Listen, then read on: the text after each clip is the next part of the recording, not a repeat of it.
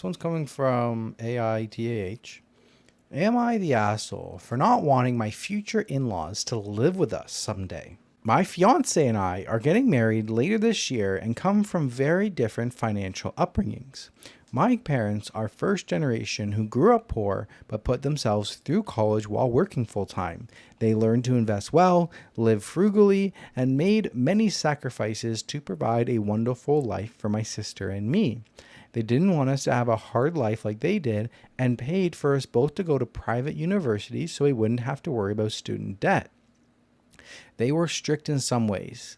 We were the last to get cell phones, the only ones in high school not to have a car, had dial-up internet way longer than most families, had zero home renovations, where my parents, sister, and me did landscaping and most of the home maintenance. They did splurge on one nice family vacation every year, which are some of my fondest memories. I have a wonderful relationship with both of them and honestly wish they enjoyed their self-made success a bit more. My fiance's parents, on the other hand, have always worked blue-collar jobs, which is fine, but they haven't saved a dime. They're a lot younger than my parents and already talking retirement even though they have no savings. My fiance paid for college himself and has a good job. Together, we bring in about $350,000 per year, and he has helped his parents immensely by paying off some of their mortgage, medical bills, and groceries when we visit. They never offer to pay him back, but I've seen my fiance get stressed that when they do have a little more money saved, they blow it on something stupid. They live in another state and barely leave their hometown, so I never thought this issue would be even popping up. But here we go.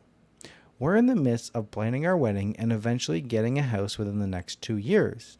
We live in a high cost of living area. My fiance briefly brought up how when we look for a house, we need to find something that would accommodate his parents because he thinks it would be best for them to live with us once they retire. This was a total shock to me. His parents aren't social, they don't cook, they don't clean, and I feel like they would just be sitting at home all day.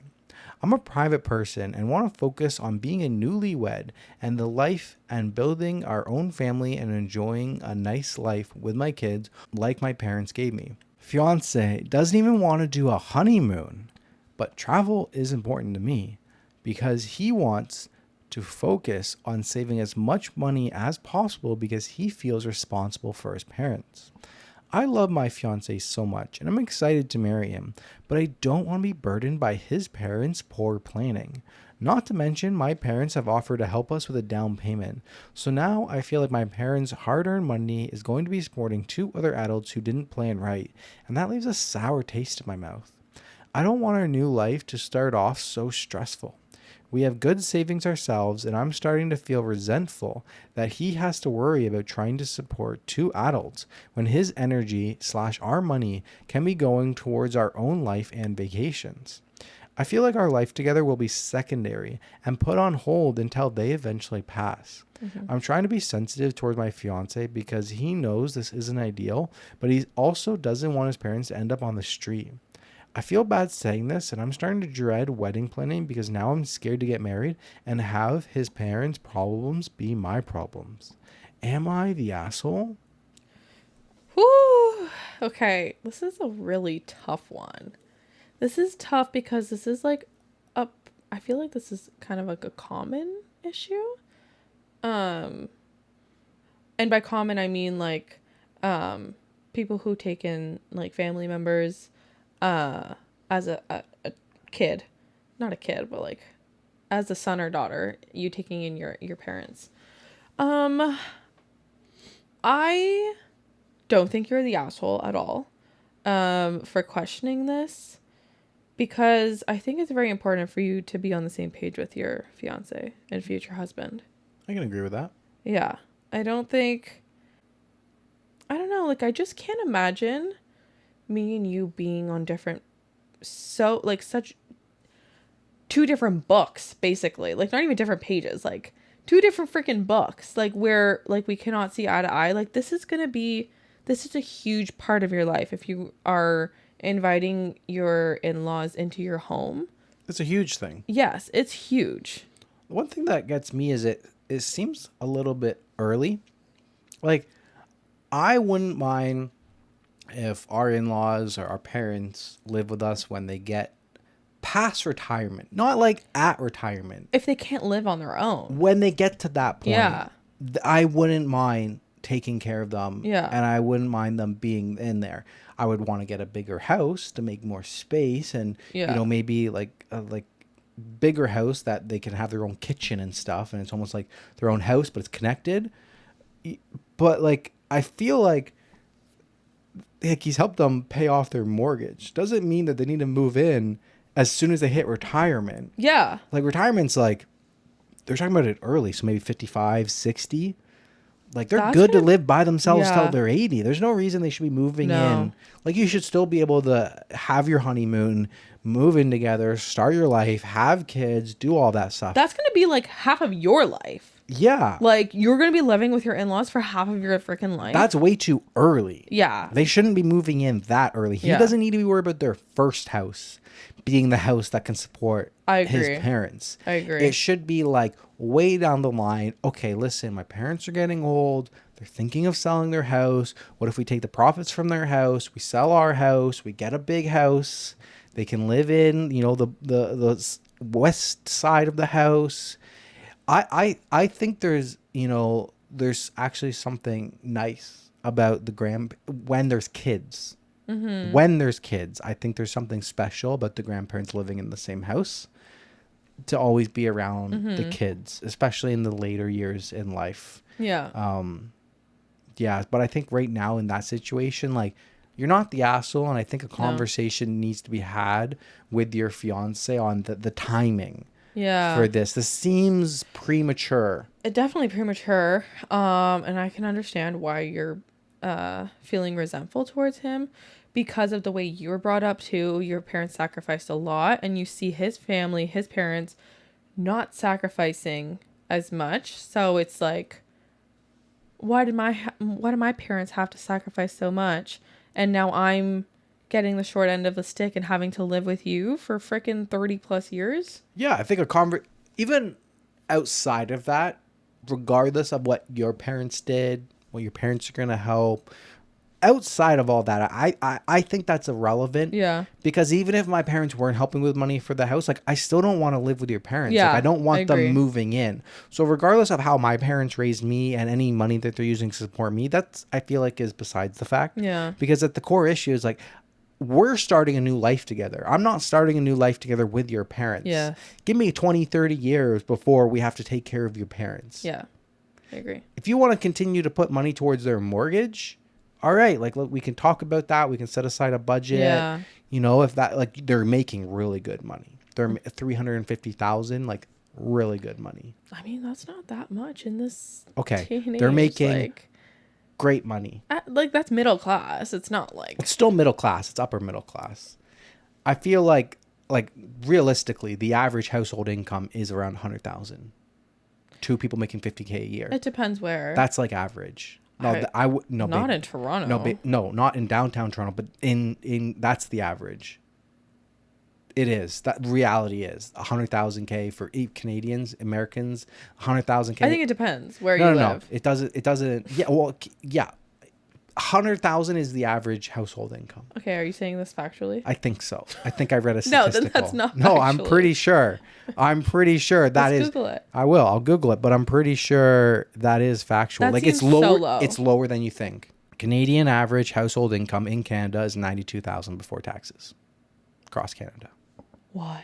Like I said, that's lower than you think. Like, we make above average. That's insane. They're at 350.